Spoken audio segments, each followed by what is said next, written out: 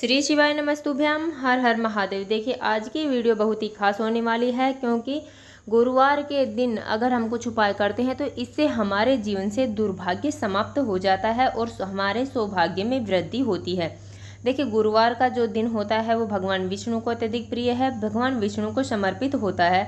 और अगर गुरुवार के दिन हम चने की दाल वाला उपाय करते हैं या फिर हम घी वाला उपाय करते हैं तो इससे हमारे जीवन में से दुर्भाग्य दूर होता है और सौभाग्य में वृद्धि होती है।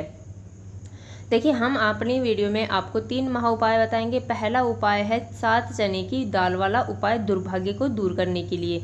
दूसरा उपाय है घी वाला उपाय। देखिए यह है आपके घर में गृह क्लेश बहुत ज़्यादा है तो गृह क्लेश को समाप्त करने के लिए, धन धान्य में वृद्धि के लिए।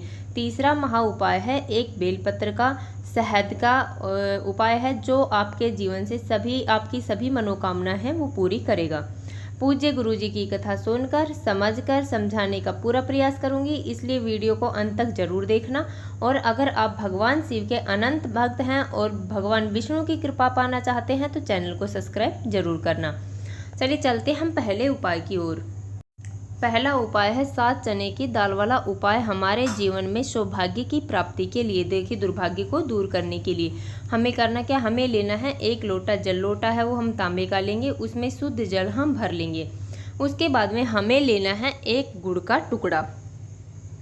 गुड़ है वो सबके घरों में आसानी से मिल जाएगा। हमें 1 लोटे जल के साथ लेना है थोड़ा सा गुड़। उसके साथ ही हमें लेनी है 7 चने की दाल। देखिए आप 7 भी ले सकते हैं, 21 चने की दाल भी यहाँ पर आप ले सकते हैं। देखिए इस बात का हमें विशेष ध्यान रखना है, चने की दाल है वो कहीं से खंडित नहीं होनी चाहिए, साबुत चने की दाल ही हमें यहाँ पर लेनी है। उसके बाद में ये सब सामग्रियाँ लेकर हमें पहुँच जाना है भगवान शिव के मंदिर में। देखिए वहाँ पर जाने के बाद में सबसे पहले हमारे पास जो 1 लोटा जल है, उस 1 लोटे जल में जो हमारे पास गुड़ का टुकड़ा है उस गुड़ के टुकड़े को हमें डाल देना है और हमें यह गुड़ मिश्रित जल तैयार कर लेना है। देखिए उसके बाद में हमारे पास जो चने की दाल है जो हमने ली है उसमें हमें यह गुड़ वाला जल मिला देना है। उसको चने की दाल को हमें गीला कर लेना है। सूखी सामग्री हमें भगवान शिव के ऊपर समर्पित नहीं करनी चाहिए। देखिए अगर हम गुरुवार के दिन चने की दाल भगवान शिव पे समर्पित कर रहे हैं तो यह स्वर्ण दान करने के बराबर मानी जाती है। देखिए इसके बाद में हमें यह चने की दाल अपने सीधे हाथ में लेनी है और अपनी मनोकामना बोलते हुए बृहस्पतिश्वर महादेव का स्मरण करते हुए यह चने की दाल हमें एक एक करके भगवान शिव के शिवलिंग पर समर्पित कर देनी है।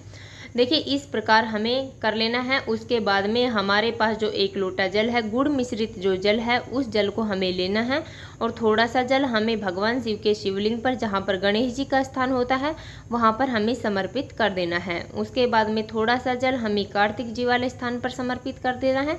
उसके बाद में थोड़ा सा जल है वह हमें माता अशोक सुंदरी के स्थान पर समर्पित कर देना है। देखिए जलाधारी के बीच में जो मोटी सी लाइन होती है वह माता अशोक सुंदरी का स्थान माना जाता है।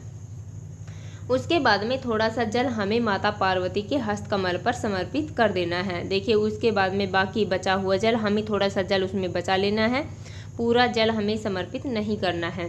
बाकी बचा हुआ जल हमें पूरा भगवान शिव के शिवलिंग पर समर्पित कर देना है, धीरे धीरे श्री शिवाय नमस्तुभ्यम का जाप करते हुए।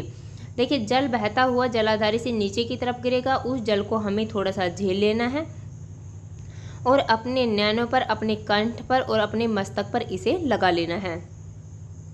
तो देखिए यह इस प्रकार हमें यह पहला उपाय कर लेना है। बहुत ही अचूक उपाय है, बहुत ही खास उपाय है। गुरुवार के दिन आप इस उपाय को करना बिल्कुल मत भूलना।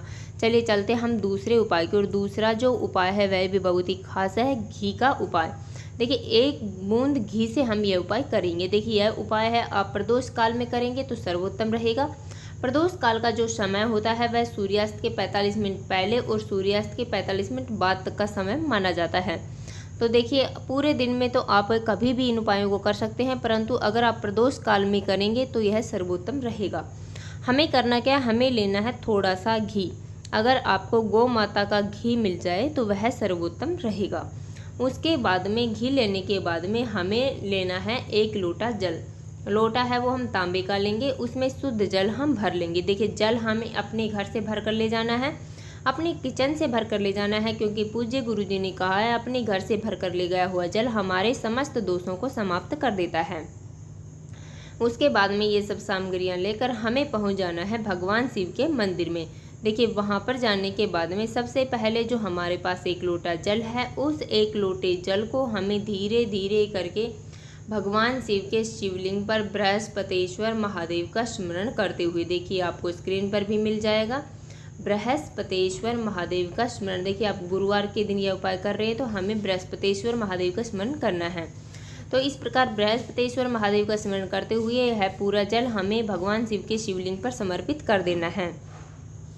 देखिए उसके बाद में हमारे पास जो घी है, उस घी को देखिए हमें अपने सीधे हाथ की जो अनामिका उंगली है, देखिए आपको स्क्रीन पर भी दिख रहा होगा, अनामिका उंगली, चीटी उंगली के पास वाली जो उंगली होती है वह अनामिका उंगली मानी जाती है। देखिए उस अनामिका उंगली से हमें माता अशोक सुंदरी वाले स्थान पर, देखिए जलाधारी के बीच में जो मोटी सी लाइन होती है वह माता अशोक सुंदरी का स्थान होता है, वहाँ पर अच्छे से हमें घी का लेपन कर देना है। देखिए घी का लेपन करने के बाद में हमें थोड़ा सा घी अपनी उंगली पर लगा कर ले जाना है। उस घी को हमें पोंछना नहीं है और जाकर हमें अपने घर के मुख्य द्वार पर लगाना है। एक बिंदी हमें अपनी तिजोरी पर लगाना है जहाँ पर हम धन रखते हैं। एक बिंदी हमें अपने रसोई घर में यहाँ पर लगा देना है। देखिए इस प्रकार आपके घर में कभी भी धन की कोई कमी नहीं रहेगी। माँ अन्नपूर्णा का वास आपके घर में रहे। तो इस प्रकार हमें यह उपाय भी कर लेना है। चलिए चलते हम तीसरे और अंतिम उपाय की ओर। तीसरा जो उपाय है वह भी बहुत ही खास उपाय है, बहुत ही अचूक उपाय है। एक बेलपत्र से घी और चंदन वाला उपाय है। देखिए हमें करना क्या है, हमें लेना है एक बेलपत्र। बेलपत्र वो कहीं से खंडित बेलपत्र नहीं होनी चाहिए, कटी फटी बेलपत्र हमें नहीं लेनी है। अगर आपके पास बेलपत्र नहीं है तो आप भगवान शिव के मंदिर जाइए, वहाँ से बेलपत्र लेकर उसे धोकर दोबारा उपयोग में आप ले सकते हैं। देखिए उसके बाद में हमें लेना है पीला चंदन। देखिए पीला चंदन है वो सबके घरों में आसानी से मिल जाएगा। अगर आपको पीला चंदन नहीं मिल रहा है तो आप यहाँ पर अष्टगंध भी ले सकते हैं। देखिए उसके बाद में हमें लेना है थोड़ा सा घी।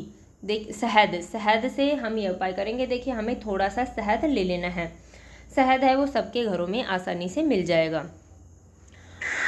देखिए उसके बाद में हमें लेना है 1 लोटा जल। लोटा है वो हम तांबे का लेंगे, उसमें शुद्ध जल हम भर लेंगे। देखिए हमने पहले भी कहा है जल हमें अपने घर से लेकर जाना है, अपने किचन से लेकर जाना है। देखिए अपने घर से ले गया हुआ जल हमारे समस्त दोषों को समाप्त कर देता है।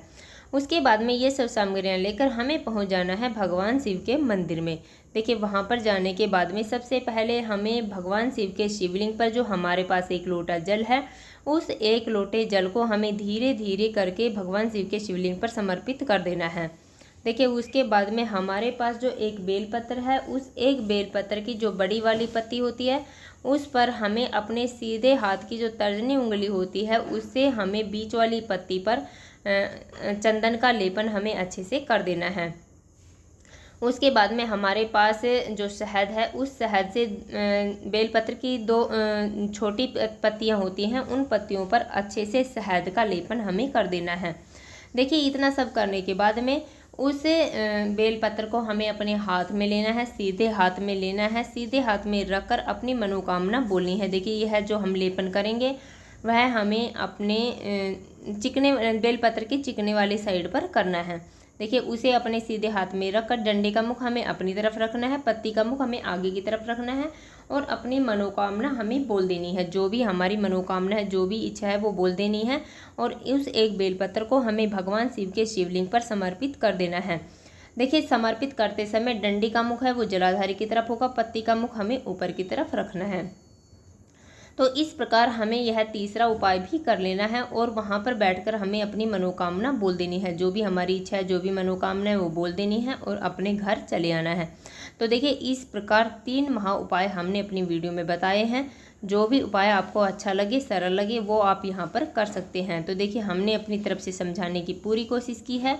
उम्मीद है आपको वीडियो समझ में आ गया होगा। अगर वीडियो अच्छी लगी तो लाइक करें और अगर आप चैनल पर नए हैं और अभी तक आपने चैनल सब्सक्राइब नहीं किया है तो ऐसे ही छोटे छोटे उपायों को देखने के लिए प्लीज़ हमारे चैनल को सब्सक्राइब जरूर करें।